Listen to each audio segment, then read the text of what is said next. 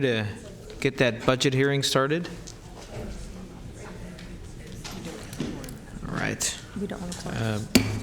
We're back in at 9:39 a.m. Oh, we don't have? Yeah, I'm not staying for. Oh, I have okay. to drive to San Francisco. I'm Okay. sorry, guys. Well, we'll wait. Don will be right back down. So. I'll stand here for long enough for Don to come back. Okay, good. Well, let's get started here, and as Don comes back down, then we'll keep going.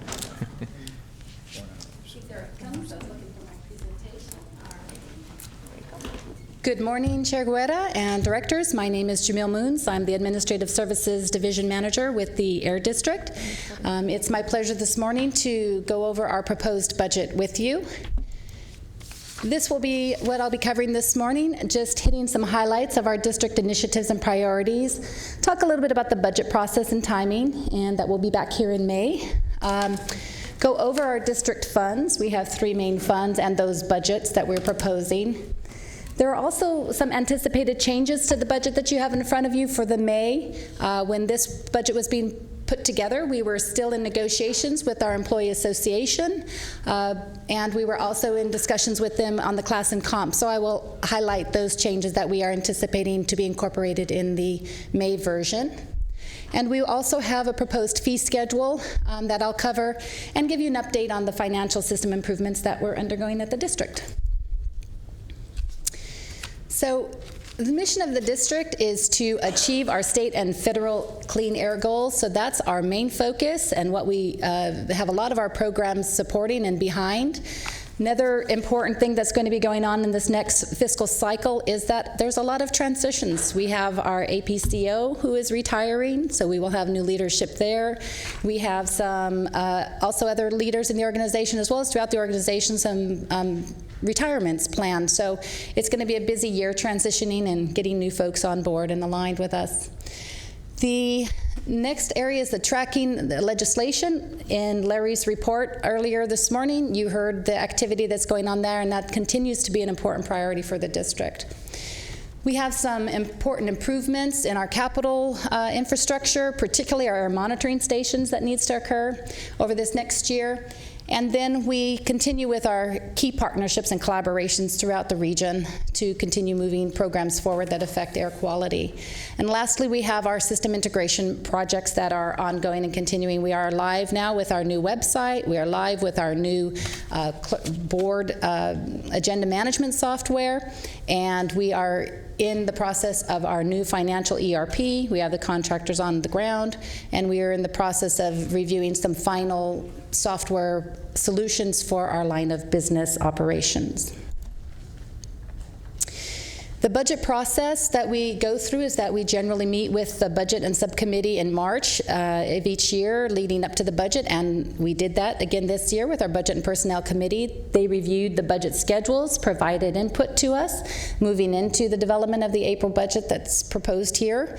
And this budget reflects the funding necessary for us to do the work that we've just outlined. It is a balanced budget, and per code, we will be coming back for a second public hearing, hopefully on May 25th, if that is the board's desire. We also post our proposed budget on our public-facing website at www.airquality.org.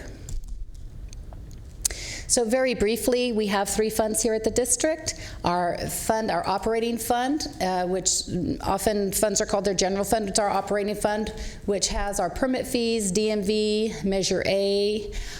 We have the EPA funding that comes in through there, as well as some other funding. That's the main, where all of our employee expenditures are, and the bulk of our programmatic costs are in that. And so today I'll be spending a little bit of time focusing on the operating budget. The Colville building is the special fund that handles all the revenues for the building that our administrative building down at 777 12th Street. And our Mission Technology Fund is purely incentive funding at this point. So the only money that runs through that are the funds that go out to all of the incentive participants, and we track that separately. We have the Good Movements emissions reduction program, greenhouse gases, and some of the other program monies that we get through that fund. So here is the high-level look at our budget, proposed budget for this upcoming fiscal year 17-18. We are actually reducing the budget from where we were last year. We are proposing $1 million less, roughly, in our operating budget. The Covell building budget is going down slightly, and mission technology up. Again, those are just the pass-through dollars on the incentive funds for an overall proposed budget of $48.5 million. These are our main revenues that come into the operating funds, and they're listed in these categories.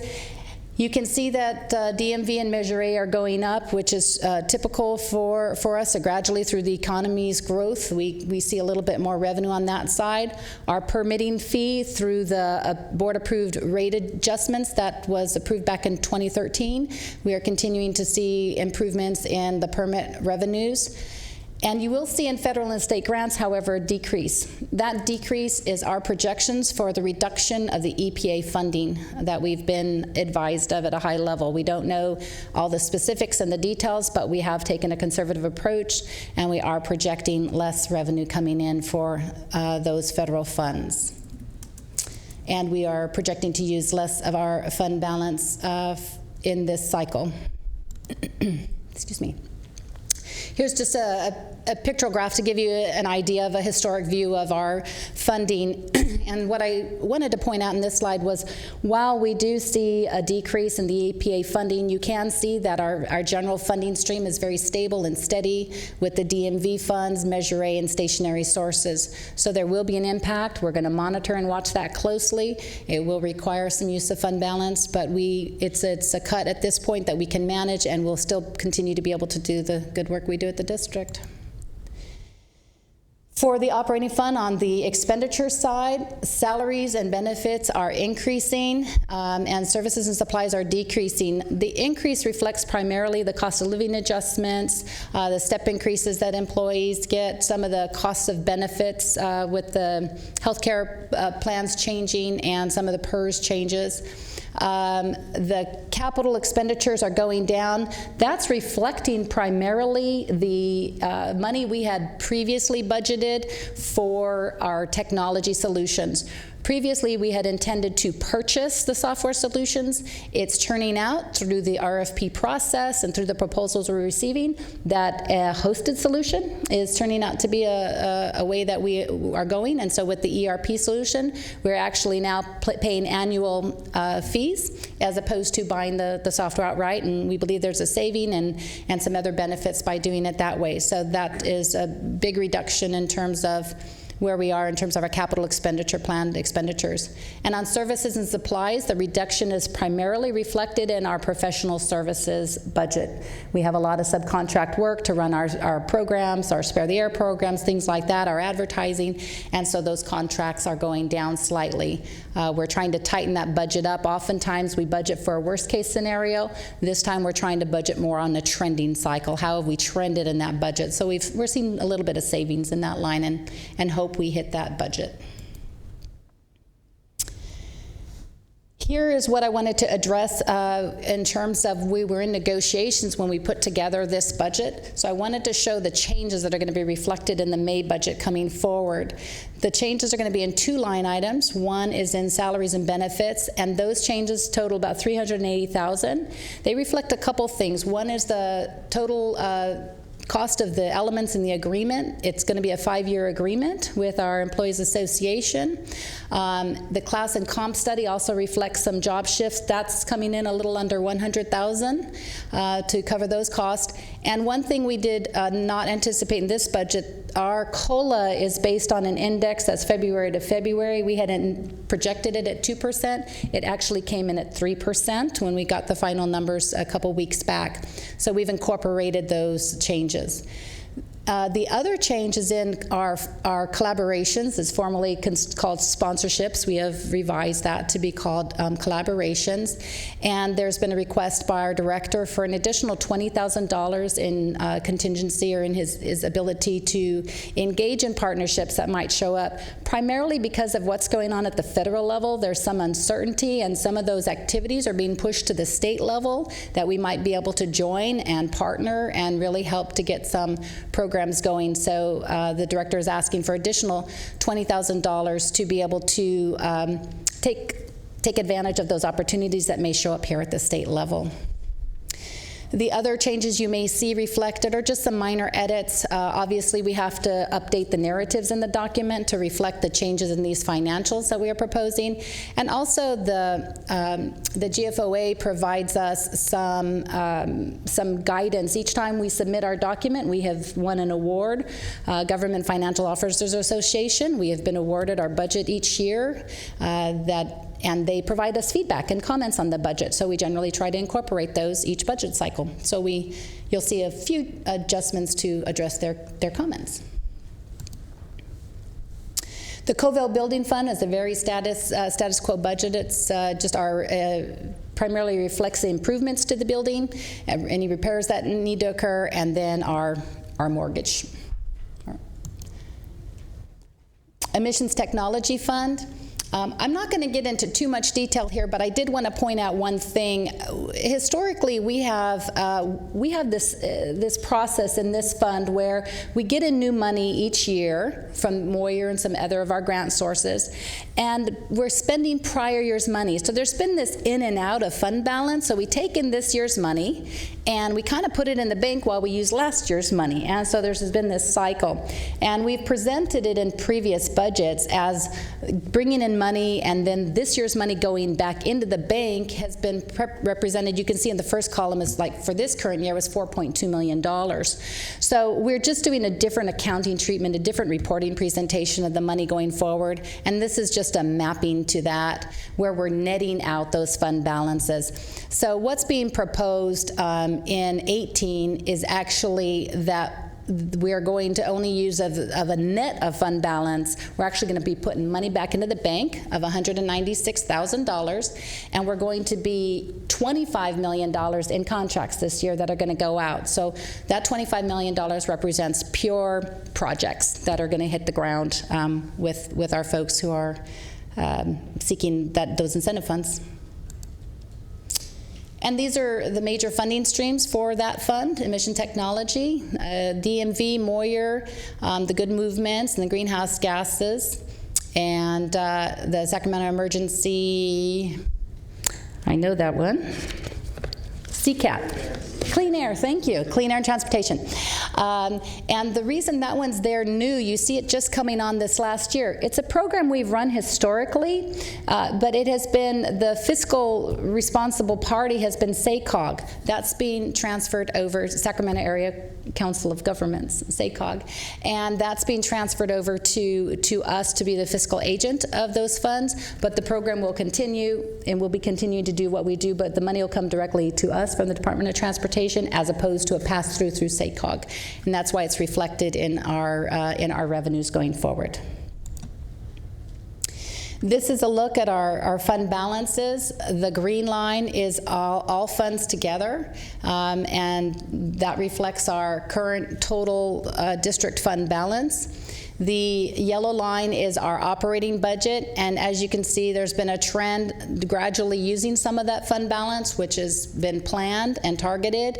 We're continuing to use some of those fund balances for various programs and projects that we're running, and out a couple years it'll decline, and then it stables off, and then it kind of goes out at a pretty level pace there.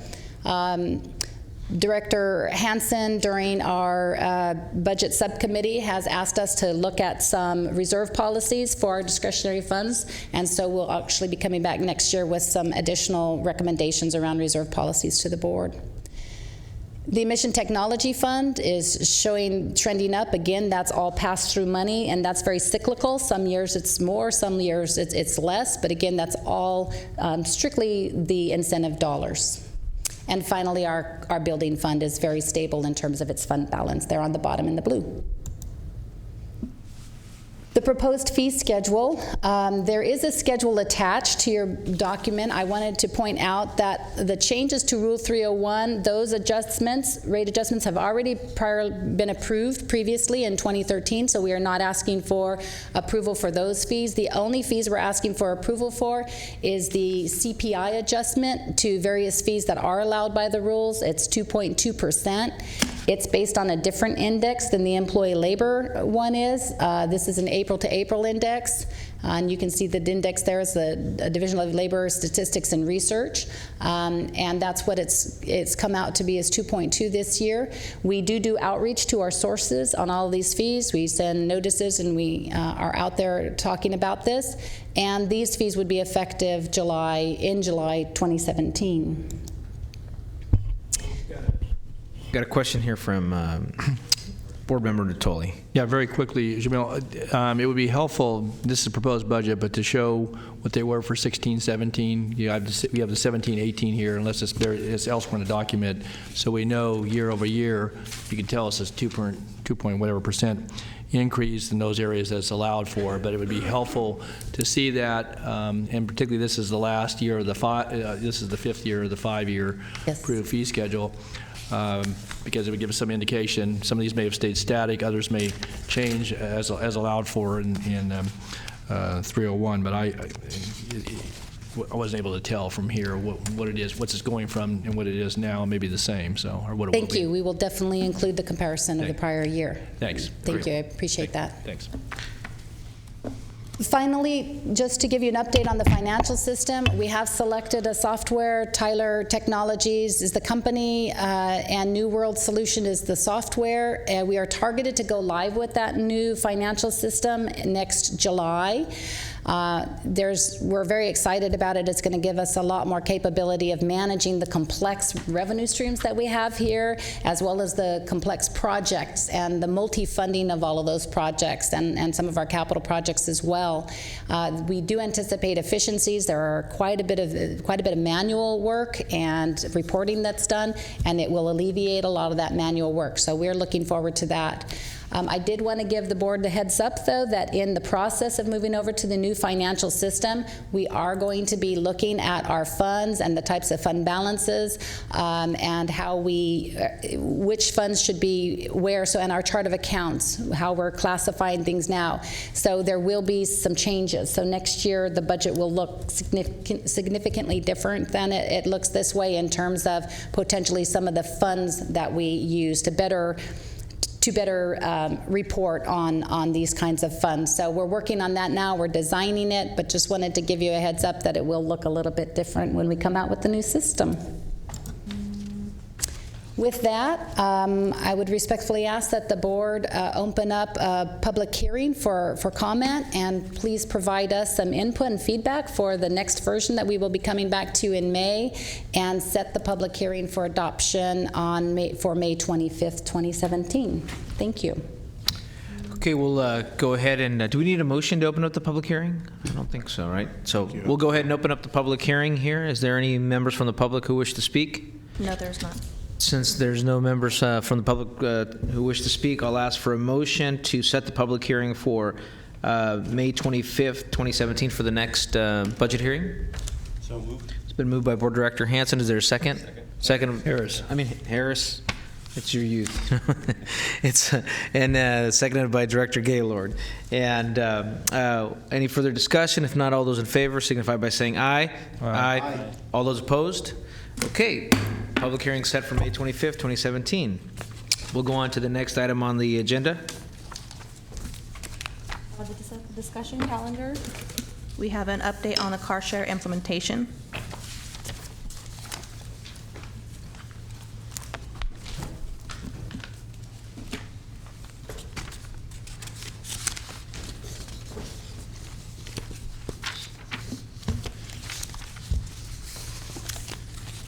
Good morning. This morning, Jaime Lemus and I with the district would like to provide an update on the Our Community Car Share Sacramento program. I am Stephanie Charkovitz, lead staff of implementing the Our Community Car Share program.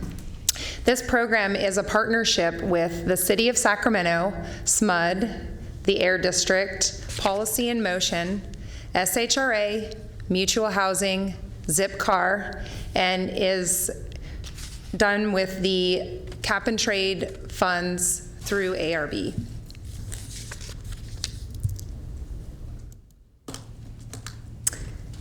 Car share is an important program because it allows mobility to low-income residents that reside in disadvantaged communities. And what is truly unique about this program is it uses electric vehicles for this purpose. The program is funding 8 electric Kia Souls. Each vehicle will have its own dedicated level 2 charger with parking space.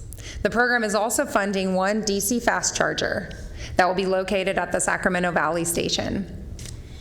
There will be 4 locations, 2 vehicles at each of those locations. 3 will be at subsidized housing communities, 2 at SHRA facilities, 1 at a mutual housing facility, and the others will be at the Sacramento Valley Station. Here's a map that indicates where the vehicles are going to be located.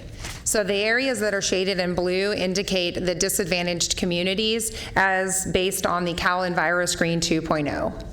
So the first of the locations is mutual housing at Lemon Hill, which is south of Fruit Ridge and east of Stockton Boulevard in South Sacramento.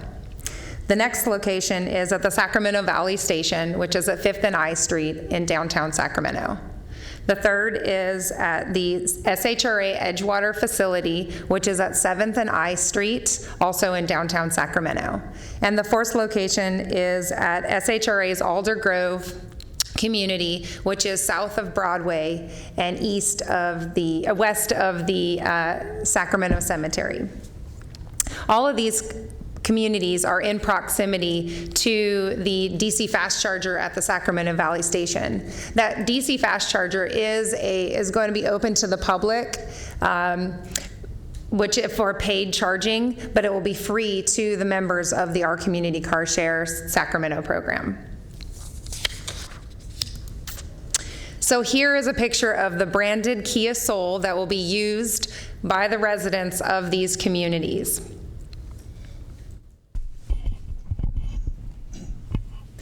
Here are 2 examples of the marketing materials that we are providing to the residents of the community to get them interested and to teach them about the program.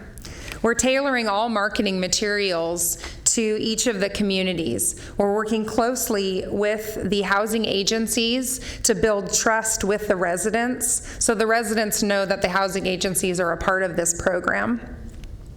And also working closely with the housing agencies and with their assistance, we've been able to translate some of the materials into other languages. So to give you an update on the current status of the program, we have 2 of the communities are ready to deploy. The SHRA Edgewater and Alder Grove sites construction is complete.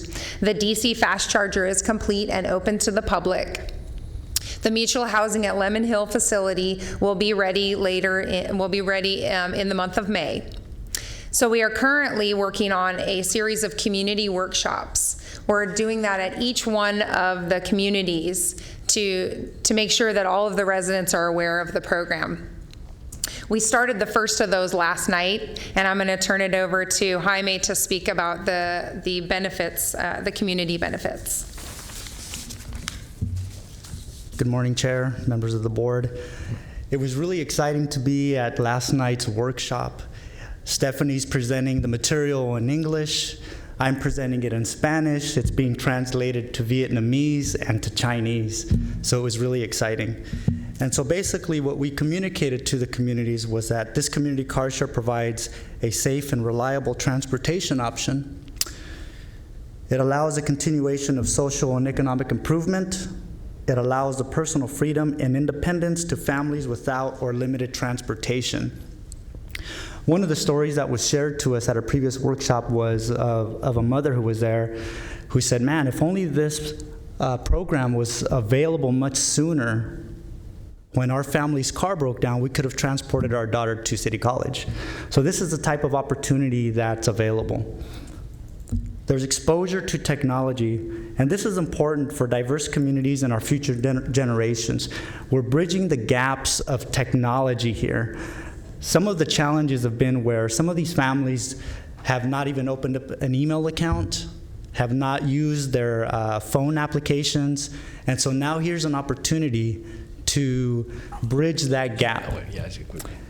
This also improves the quality of life within the communities and the Sacramento region. We're excited to have the Car Share Press event at the SHRA Aldergrove community on Friday, May 5th at 11 a.m. And this is a great opportunity for the board members to see the program up close. We're also working hard to meet a series of metrics set by ARB to be eligible for an additional $1 million to expand the program. Part of the challenge is finding partners that are willing to contribute match funding. In this case, match funding would be estimated to be around 26%, which can include in-kind and/or cash. We're hopeful to expand our community car share program with additional cars, chargers, and locations. We appreciate the board's support for continued funding and enabling us to create and implement amazing programs like Car Share. Thank you. Great, thank you very much. We've got a couple board members here to speak. I've got to say personally that it's great that you have that in multiple languages, particularly in that Stockton, Lemon Hill community, which has, I think, like 5 major languages all spoken in that one little area. Board member Natoli. Yeah, a couple of quick questions. So who is responsible? You have some simple rules for car sharing for kind of the general pickup when you clean the car, but for servicing and cleaning the vehicle, because obviously at some point in time it's going to be washed, it may need cleaning, and the second part of that is that when the vehicle either breaks down or wears out, is there an amortization? Is there some capital account that would replace the vehicle over time? Service lives, obviously these are new vehicles today, but they won't always be new vehicles, and so I'm curious about those aspects. So Zipcar is one of our partners, and they're handling all of the reservation system and all of the maintenance on the vehicles. So they wash it regularly? It's on a 2-week cycle. They come, they bring a mobile car wash out, and they wash the vehicle. They reserve that time so it doesn't take away from anyone else's reservation. Okay. And then what about, so Zipcar would then handle amortization at some point in time, assuming you maintain an agreement with them over time? If there is any damage done to the vehicle during the life of the program, Zipcar is responsible for handling that. Okay. We do have an agreement with them if a car is totaled that we will use program funds to replace the vehicle as part of our agreement with them. They would sell the vehicle for the remaining value. That would go into purchasing a new vehicle, and then we'd use program funds to replace it. The idea is that we want to maintain use of these vehicles to the residents, so that's been built into the grant funds to make sure that we can have 8 vehicles running over the length of the program. And the life of the program is what? It's the program will conclude at the end of 2018. Okay, so it's only going to run for a year? The program requires it to run for 12 months. We're looking to be able to start running the vehicles within the next few weeks, so it will run longer than that. So you get 18 months, and then the vehicles, there you do under agreement. The district's purchasing vehicles, Zipcar holds the title to the vehicle? Zipcar is the owner of the vehicles. In the agreement, they will sign over the title of the vehicles at the end of the program. One of the things that Jaime mentioned was the expansion funds, and that's one of the things that we can look at with expansion funds is growing the program. And as we grow the program, we want to look at ways that we can make it self-sustaining, so that way we can continue using it into the future. So right now we're launching it, but we'd love to come back and tell you how it's going and what our plans are for the future once we've gotten it off the ground and once we see the potential for future funding. Yeah, I see the potential there. I guess I just would hate to see us 18 months from now to have this retired fleet of, Kias, and no way to fund that. So. And we completely agree with that, and that is part of our plans for the future, working with our partners to maintain and continue this program into the future. Okay, one other question then about the insurance. The parties are registered, so there's some sort of screening process to make sure they have a license to operate the vehicle and so forth. But so in the event of an accident, the liability rests with who? Zipcar. With who? Zipcar. Zipcar. They are self-insured, so they handle the liability and the vehicle damage. Irrespective of what happens in that accident, it's not just what if somebody is injured in another vehicle? That's all covered then through Zipcar. Correct. And there's no liability that rests with the operator of the vehicle?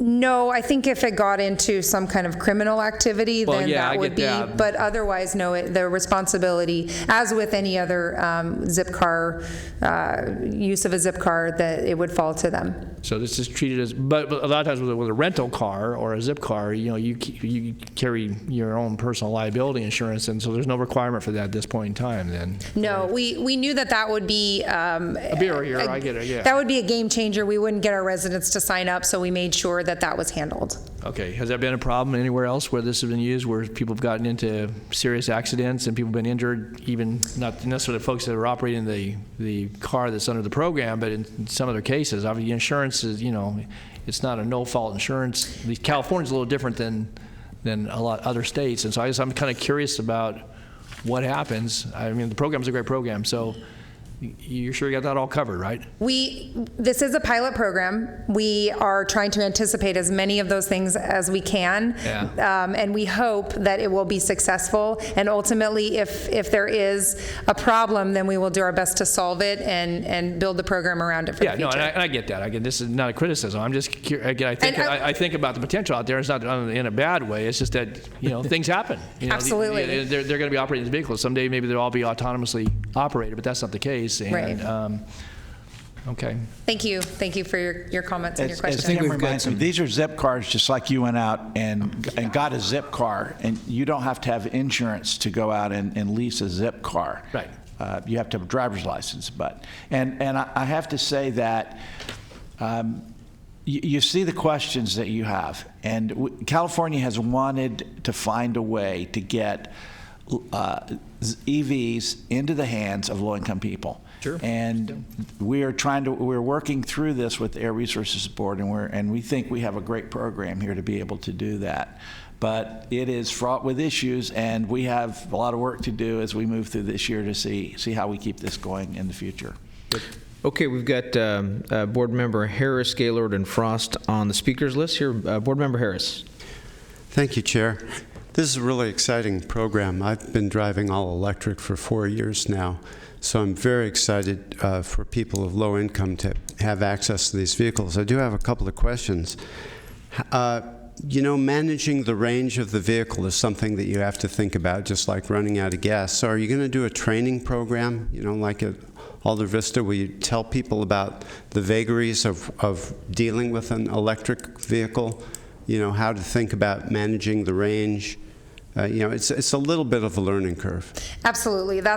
We recognize that as one of our challenges in launching this program, that the transition from using a gasoline vehicle to an electric vehicle is shifting the mindset on where you're going to go, how far you're going to go. So one of the training tools that we are introducing at our workshops is trip planning, using the technology tools that we have available, using Google Maps. How far are you going to go round trip? When you get into the vehicle, if your trip says you're going to go 10 miles, you get into the vehicle and it says you have 30 miles, then you're good to go. Get in and drive away. If it says you have less than that, here are your options. Go to the fast charger, plug it in. So that's part of the training tools that we are employing at the workshops, and we do plan to do follow-up after the workshops. We're going to have a series of surveys that we will, after each of the reservations, after someone's completed that, we need them to fill out a survey if there were any kind of issues that they had, so that we can follow up.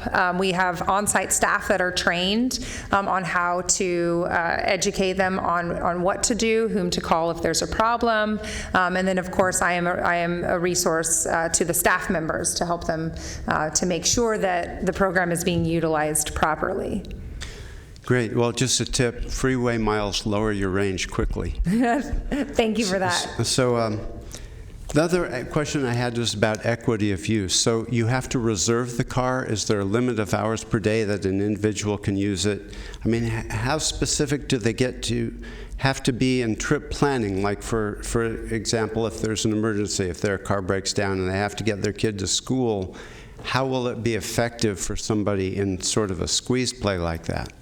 We are limiting the residents to 3 hours a day, no more than 3 times per week to start. Okay. We are unable to actually restrict through the reservation system in Zipcar, so they could technically reserve it for 6 hours. But we're going to monitor on the back end and look at and see who's reserved it and for how long. And anybody that's reserved it for longer than that time frame, we're going to let them know that that's not okay, follow up with them, and let them know that if they continue to do that, that they could lose their membership.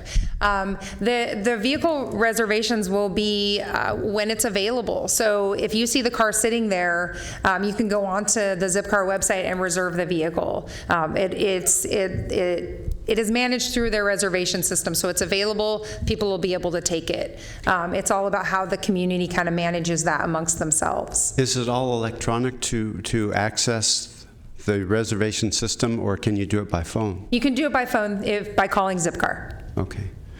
Well, I think it's great. I think you're going to find that there's going to be greater demand than availability very quickly. That's what we're hoping for. And I anticipate a lot of success and really a lot of pressure. I think people will get a little frustrated because they'll want to use this more than they have availability. So we're hoping to have that, and that would be a good problem to have. It'll be easy to justify expansion if that's the case. Excellent. Well, best of luck. Thank you. Thank you, Board Member Harris. Board Member Gaylord. Thank you, Chair. I think Board Member Harris, or Director Harris, brings up a great point in regards to range. I also drive electric, and sometimes that's just a mess when it's hot, AC's on, and there's different variables, so it's definitely something you need to watch. I think this program is absolutely amazing, and it really hits a lot of social levels on folks who can't necessarily get in there. You mentioned the different diversity range on this as well, and then the technological range as well. The one thing I do see that just doing a quick search is the social media impression level on it and the outreach on that. Is that something that you haven't started yet, or are you going to start? Or? Yes, we have a Facebook webpage. We have our website, which is on the materials that we provided to you. And we also have a Facebook webpage. We haven't put a lot into that yet because we haven't officially started yet. Once we have vehicles on the ground, then we'll have a much bigger Facebook presence. And that will be an opportunity for members to go on and talk about how their wonderful experience, if they were to have any issues. I'll be monitoring that page to make sure that if there's anything that's going on, that we can address it quickly and answer any questions that people might have. So most things with social media, I mean, it's a great way to tangibly gauge analytics, but it takes about 24 months to get any journey set. But I feel like this is a big piece that you can build a lot of momentum up front, not waiting until after. I feel like you could really drive this into the communities, and because I mean 91% of all information, even if you're not introduced to technology, you still have some sort of social media presence now. So just one thing on there, I really see that this could be a missing piece that could really build this even further and engagement to the community. So thank you, and we'll keep that going. Thank you. Great, thank you, Director, Board Member Gaylord.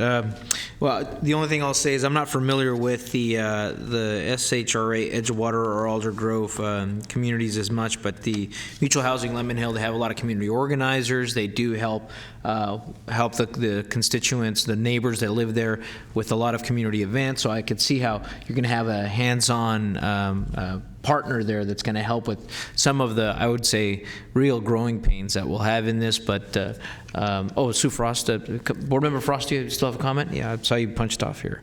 No, my answer was my question was answered in the discussions with that's Director Harris. Perfect. Yeah. So I think we're gonna see some growing pains, but I think this is where the movement's going. It fits with the Pro Temp's Charge Ahead program that they've been pushing. So with that, this is a discussion item. If there's no other questions, great work, and excited about the diversity of not just downtown that we're looking at outside places to test this at. Okay, that's it on our agenda. We just have, let's see, board member ideas and comments. Anything from board members? If not, any announcements? If not, we're adjourned at 10:18.